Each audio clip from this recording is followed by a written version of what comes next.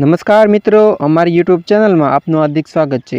આજે આપણે વાત કરીશું ભિખારીની ઉદારતા, એક સત્ય ઘટના।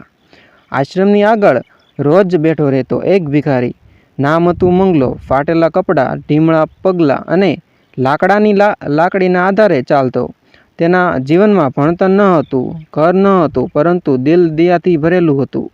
દરરોજ મળતી થોડીક રોટલીથી પોતાનું પેટ ભરી લેતો અને જે બચતું તે પાસે બેઠેલા બીજા ભિખારીઓને સાથે વેચતો।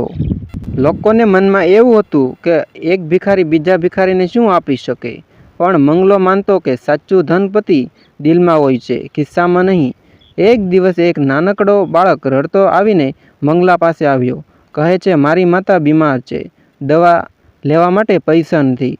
મંગલાએ કંઈ વિચાર કર્યા વગર પોતાએ માંગેલા બચાવેલા થોડાક રૂપિયા આપીને કહ્યું, બેટા, મારી પાસે આટલા જ છે, ભગવાન ઉપર ભરોસો રાખ, બધુંય સારું થઈ જશે।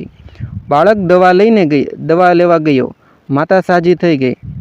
એ બાળકના પિતા મંગલા પાસે આવ્યા અને કહ્યું, મંગલા, તારો ઉપકાર હું જિંદગીભર નહીં ભૂલું।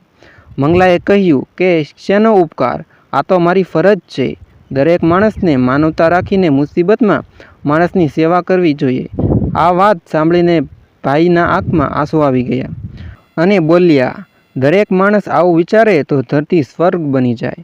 ઘણીવાર લોકો મંગલાને પૈસા આપતા, પણ એ તો કહેતો કે મારે જેટલું જરૂર છે એટલું જ આપો, બાકી તમારી પાસે કોઈ વધારે ભૂખ્યો હશે।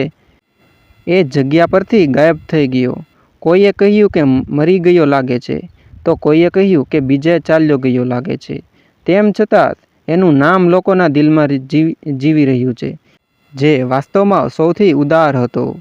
તો મિત્રો, આવી નવી સ્ટોરીઓ ગુજરાતીઓ માટે અમારી ચેનલને લાઈક કરો, શેર કરો અને અમારી ચેનલને સબસ્ક્રાઈબ ન કરી હોય તો સબસ્ક્રાઈબ કરી અમને પ્રોત્સાહન આપો।